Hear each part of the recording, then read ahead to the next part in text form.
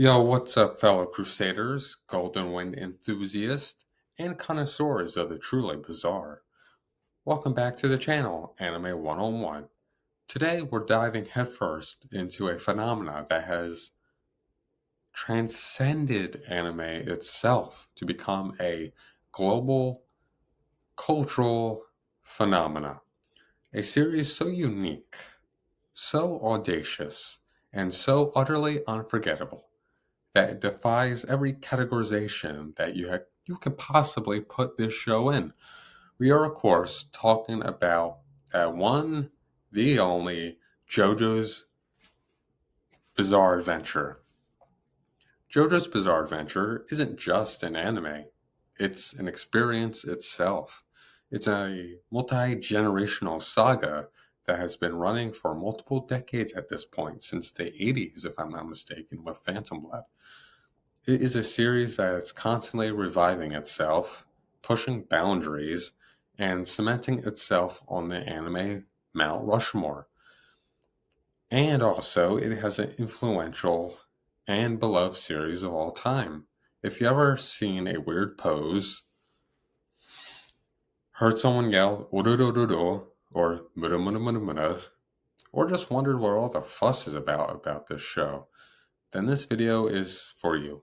Today, I'm going to tell you exactly why you need to watch JoJo's Bizarre Adventure and enjoy it. So get ready for a ride because it's about to get truly bizarre.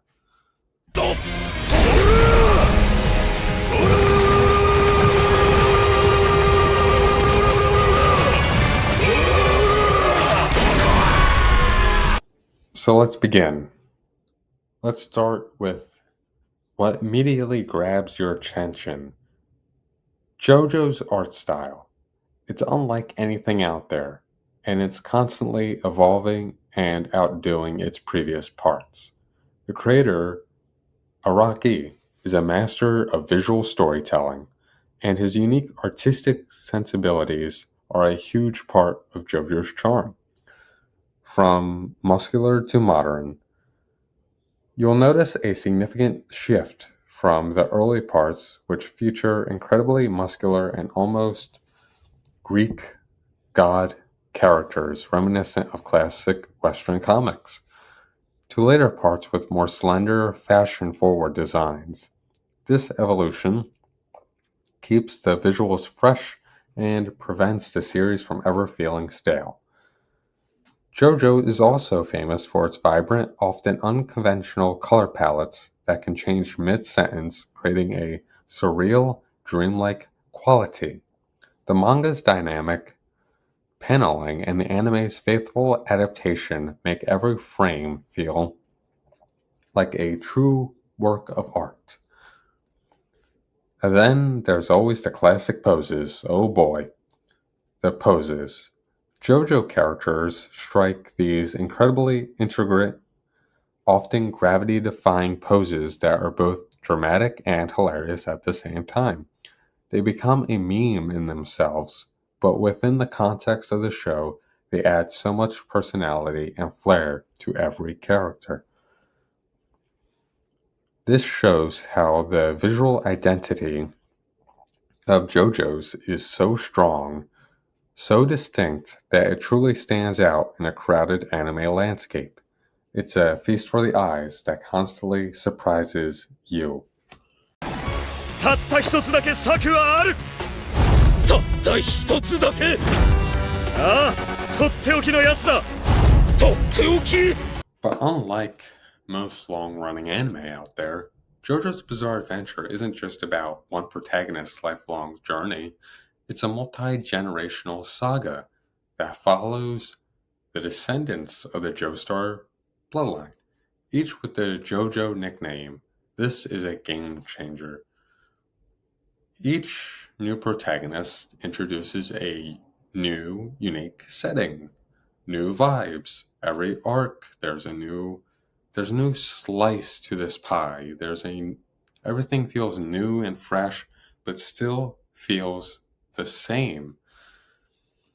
This means you get basically a fresh cast of characters every time, a new setting, a 1930s American basically stuff, and part two, which is the best.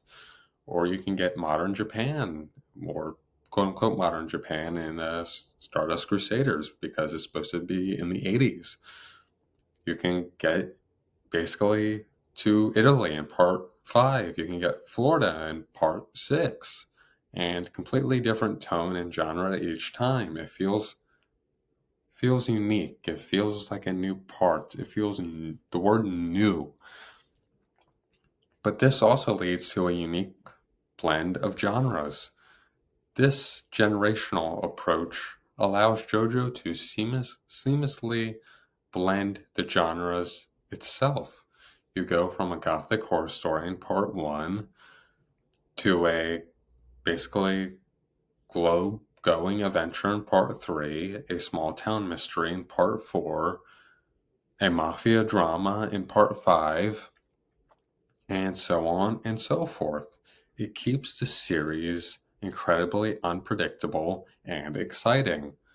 Now let's get to the thing we all know JoJo's for, the stand system. While early parts used Hamon, a breathing technique, this true game changer was the stands in part 3. They're basically the manifestation of a person's life force, their fighting spirit, or their psychological state. Each stand is a unique form with its own appearance, name, and a specific, often bizarre ability. This isn't just about who could punch harder, don't get me wrong.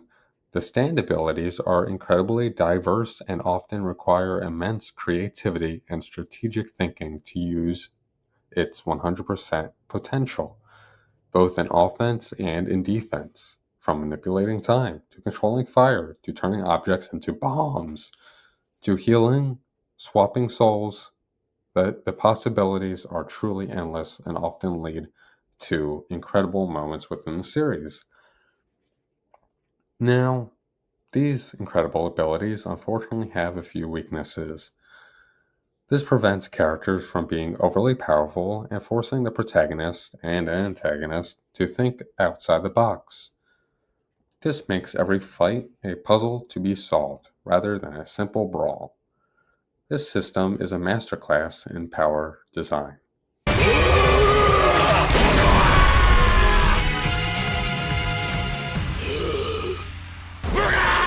Now, JoJo wouldn't be JoJo's without its incredible cast. Every JoJo is distinct, from Jonathan's bravery to Joseph's trickery to Jotaro's basically unwavering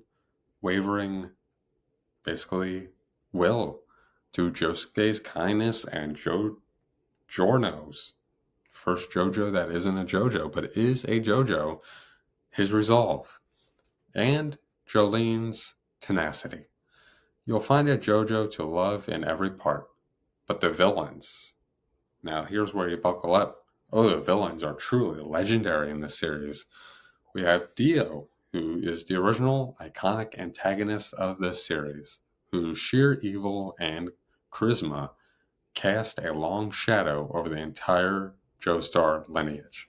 He's out to get them. He's out to get them. And Cars in part 2, who's trying to achieve a ultimate form. Kira in part 4, who's basically a manipulative, basically asshole. But he's one of the best in my opinion. He's definitely up there. Then of course there's Diavolo in part 5, Pucci in part 6. Oh boy, there's so many good options. These villains aren't just obstacles, don't get me wrong. They are fully fleshed out characters with their own motives, philosophies, and terrifying powers that make our cast truly need to think outside the box to defeat them. These villains definitely will and could stand a chance. 二手に分かれて挟み撃ち。背後からは丈太郎とポルナレフがつけてきているというわけか。無駄なことを。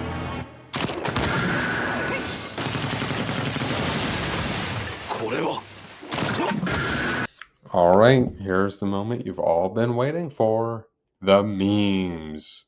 You can't spend 5 minutes online without encountering a JoJo meme.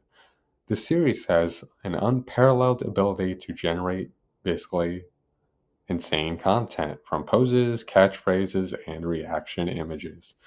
Is that a JoJo's reference? This phrase has alone showed how ingrained JoJo has become on internet culture. The iconic Ora Oras and the Muda Mudas and the Yada Yadas and Kono Dioda and Ore. These lines are insanely recognizable. But the biggest thing is probably the poses and the fashion. The poses have inspired countless real life recreations, and the characters' amazing fashion sense has influenced real world designers. I remember Araki did something with a famous designer in his lifetime. It's always JoJo because they are dripped the F out. Then there's JoJo's impact on popular anime. It's a cultural phenomenon that has influenced everything from video games to music to fashion to every internet slang.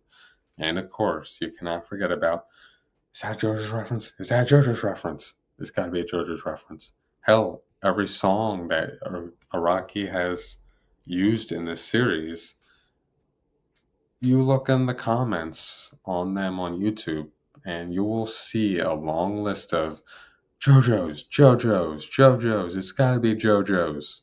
息が止まるまでだとどういうことだ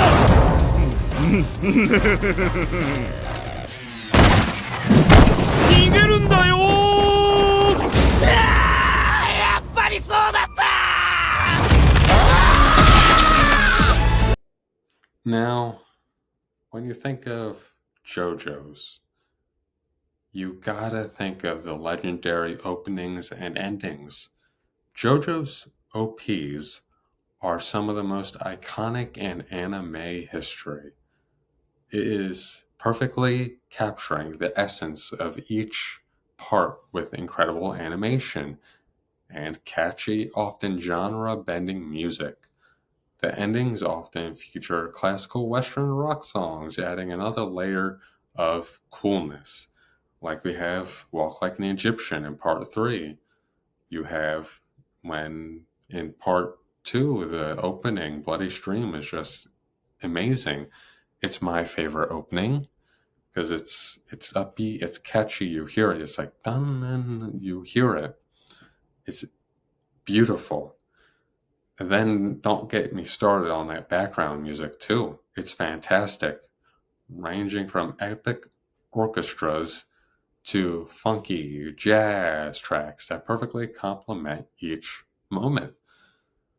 And then there's also the voice acting. We have some legendary voice actors. We have Jotaro and Dio, who you know their voices instantaneously. They've also voiced Zeke and Erwin in AOT.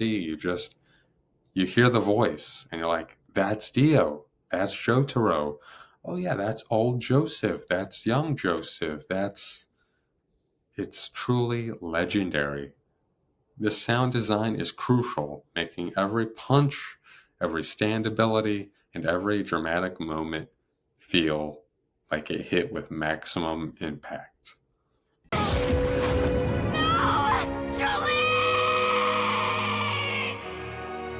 Whoa, hey, what's that? Is that the sun rising? No way, the sun's coming up again already? It doesn't even look like a sphere anymore. It's more like a long belt of light. The hands on my watch disappeared. No, they're... And now, in conclusion, I know we got to come to the end. This incredible series, this incredible medium known as JoJo's Bizarre Adventure, man, it's crazy. JoJo's Bizarre Adventure is a series that defies any and all expectations, constantly reinventing itself, and delivers a experience unlike anything else in anime. Well, besides Baki, but you know. It's a masterclass in creative power systems, unique character design, strategic battles, and multi-generational storytelling. It's weird. It's wild. It's over the top. and it's utterly brilliant.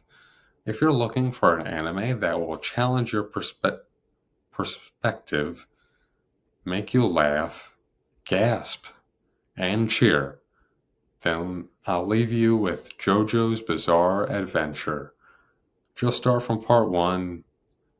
Don't be a part skipper, please. Whatever you do, don't be a part skipper. Part 1 is crucial. Part 2 is crucial. It's the greatest part. You don't want to miss Hamon. You don't want to miss Josu's. Your next line is, you don't want to miss these moments. They are truly peak in part 1 and part 2. So, are you ready to embrace the bizarre?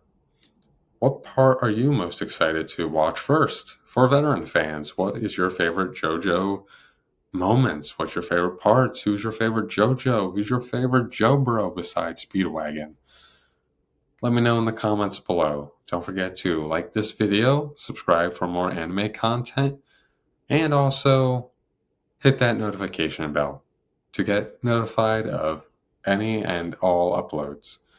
Well, that's it from me. And remember, yada yada desire. Subscribe too. Anyway, 101, signing out. See ya. Buy it out! Buy out all the canned food! We're gonna run out of food! Look at all this window dust collecting! The frame is rotting!